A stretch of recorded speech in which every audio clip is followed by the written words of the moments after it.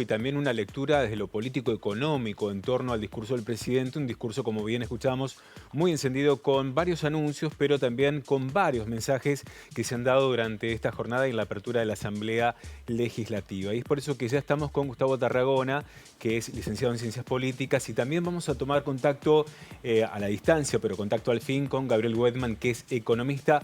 A los dos saludos. Primero, Gustavo, muy buenas noches y Buenas gracias por noches, estar acá. Fernando. No, gracias a ustedes por la invitación. Y también saludamos a Gabriel, muy buenas noches y también gracias por poder analizar el discurso del presidente, Gabriel. Buenas noches, muchas gracias por el contacto.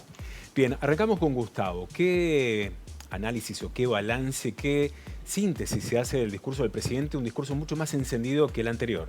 Efectivamente, Fernando, vos lo decías muy bien, un discurso de casi 2 horas de duración donde yo te diría que prácticamente fustigó, ¿no es cierto?, a la oposición, a los 4 años anteriores de Juntos por el Cambio, planteando efectivamente un escenario donde confluyeron, al menos el año pasado, los desafíos económicos sociales con los efectos de la pandemia, ¿no?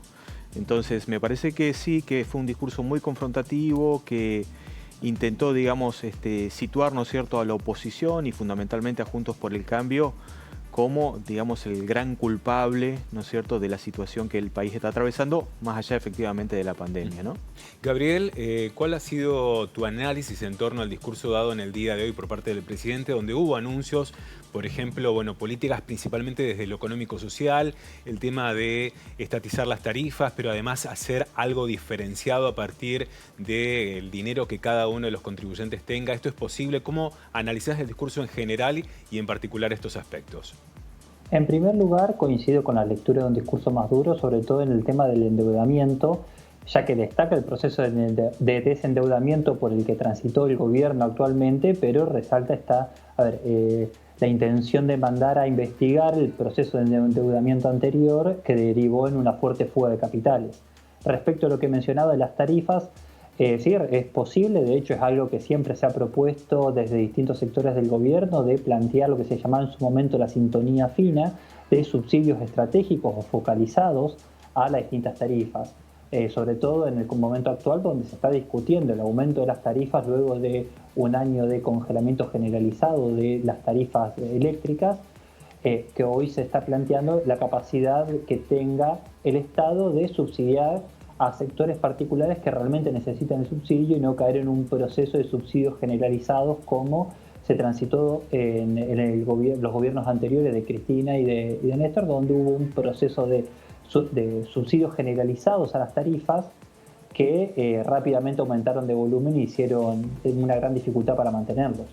Y el acuerdo económico-social, ¿qué análisis se hace? Porque, bueno, obviamente en este contexto de una economía cada vez más compleja, una pandemia en la que estamos viviendo, donde muchas familias no llegan a fin de mes, ¿qué implica este tipo de anuncios y qué podemos esperar de ese tipo de anuncios? En primer lugar, resalta el proceso de desinflación que está transitando con una fuerte caída de la inflación del 2019 al actual, vinculado tanto por un plan macroeconómico generalizado, es decir, le pone importancia a las medidas macroeconómicas que sean coherentes y que sean sostenibles, pero resalta que el fuerte proceso de desinflación va a venir por el lado del Consejo Económico y Social, donde a través del diálogo puedan efectivamente poder controlar el proceso de aumento de precios, sobre todo en un contexto en donde quieren que los salarios crezcan por arriba de la inflación, donde la inflación se ha acelerado en los últimos meses. Sí. Entonces le implica un gran desafío al gobierno para este año poder lograr un aumento de salarios, sobre todo luego del año 2020, donde los salarios crecieron por debajo de la inflación, que le implique que no haya un fuerte traslado a los precios. Entonces, ahí es donde el presidente pone una gran expectativa en el Consejo Económico y Social. Gustavo, la querella criminal que ha mencionado en torno a la deuda tomada por la gestión anterior, de alguna manera sorprendió este tipo de discurso, un discurso que además confrontó contra la justicia, donde habló de privilegios, de que los jueces no pagan ganancias, de ciertos hechos de corrupción en el sistema judicial. ¿De alguna manera sorprende, es algo esperado? ¿Y cómo puede repercutir esto en el escenario político actual? Okay. Yo creo, Fernando, digamos que son temas que de alguna manera están, digamos, en la agenda mediática, están en la agenda política. Me parece que también hay que ser muy cautos, ¿no? Porque quién finalmente, digamos, puede tirar la primera piedra, ¿no? En este sentido, por ejemplo, ¿no? En tema de crecimiento de la deuda externa, me parece que las diferentes administraciones, digamos, han venido, y sobre todo el papel del Congreso, ¿no? Creo que es bastante deficitario en este sentido, en términos políticos, ya sea, digamos, el actual oficialismo, ya sea la actual oposición. Cuando fueron gobierno, digamos, en su momento contaron con la complicidad política de una gran cantidad de fuerzas en el Congreso que por acción o por omisión, digamos, terminaron permitiendo el creciente endeudamiento externo y, como bien decía Gabriel también, la fuga de capitales, ¿no?, de la Argentina. Y permitime agregar una cosita más, Fernando, en este sentido. Creo que es interesante la idea, digamos, del presidente de la convocatoria del Consejo Económico Social, pero me parece que de alguna manera porciones cada vez más grandes de la ciudadanía argentina ven con bastante desconfianza, ¿no?, que tanto oficialismo como oposición y también de otras fuerzas políticas puedan de alguna manera no solamente sentarse a negociar, ¿no?, porque de alguna manera sentarse a negociar, podríamos decir, lo podemos hacer medianamente todos. Creo que buena parte de porciones importantes de la ciudadanía argentina están reclamando verdaderos acuerdos, verdaderas políticas de Estado que, como su propio nombre lo indica, trascienden efectivamente las diferentes administraciones y los diferentes gobiernos. Yo ahí pongo, digamos, un signo de interrogación en este sentido. Habrá que esperar cómo avanza para que la gente realmente crea o no crea este tipo de discursos. Ya para finalizar, Gabriel, este tipo de mensajes, ¿cómo se lee en el mercado, tanto interno como mercado internacional? Un discurso con mucho más ímpetu, con mucha más confrontación. ¿Se puede ya hacer una lectura de cómo se ha tomado este tipo de mensajes en la economía, tanto nacional e internacional? Yo creo que el mensaje que plantea hacia el mercado es profundizar las medidas que ya venía implementando, sobre todo con una perspectiva de un modelo económico muy orientado hacia recuperar el consumo interno que se perdió en el último año. De hecho, el presidente resaltó varias medidas que tuvo para recuperar el mercado interno, pero con leyes estratégicas que permitan consolidar el proceso de aumentar las exportaciones en sectores más bien novedosos, como es el cannabis medicinal en alguna medida, y también el impulso a la industria hidrocarburífera, que también con miras a un modelo de exportación. Y además esto atado al proceso de renegociación de la deuda con el FMI.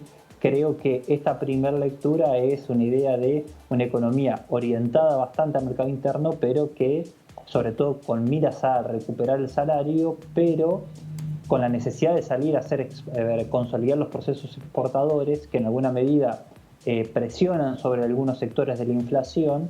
Por eso esta fuerte orientación también a sectores no tradicionales o nuevos del mercado externo. Gustavo, para finalizar, y en un discurso tan encendido, tan confrontativo, muy distinto del anterior, ¿qué nos espera dentro de esta política nacional donde se está reclamando la unidad, pero también se hacen discursos encendidos donde de alguna manera podemos entender que esa mecha vuelve a reencenderse? Sí, verdaderamente, Fernando, una lectura posible, digamos, es que este discurso tan confrontativo, ¿no?, como vos lo decías, tan encendido, por un lado, ahonde, ¿no es cierto?, la grieta, ¿sí?, la llamada grieta, cuando en realidad, vuelvo a decir, una porción cada vez más importante de ciudadanos argentinos estamos reclamando de alguna manera que los políticos gobiernen, ¿no?, y que gobiernen teniendo en consideración, bueno, ese interés general tan remanido, pero que de alguna manera lo vemos a veces cada vez más lejano, ¿no es cierto?, de alcanzar. Probablemente ese reclamo social también es para la oposición como para el oficialismo. Absolutamente. Porque bueno, en este último tiempo también se ha dado como una situación muy encendida desde los dos sectores y me parece Sí, que por esto supuesto. Yo no ayuda a nadie. cuando digo esto, Fernando, digo, me parece que hay como una suerte de cansancio Bien. ciudadano tanto hacia el oficialismo como también hacia la oposición, Sin ¿no? dudas. Gabriel Weidman, muchísimas gracias como siempre por todo el análisis. Un discurso extremadamente largo, 2 horas y un poquito más de minutos, pero bueno, tratamos de analizar obviamente lo que ha dejado y que seguramente continuará este análisis en los próximos días. Gabriel, muchas gracias. A ustedes, muchas gracias. Gustavo Tarragona también, muchísimas gracias por haber Gracias, estado Fernando. aquí. Buenas noches.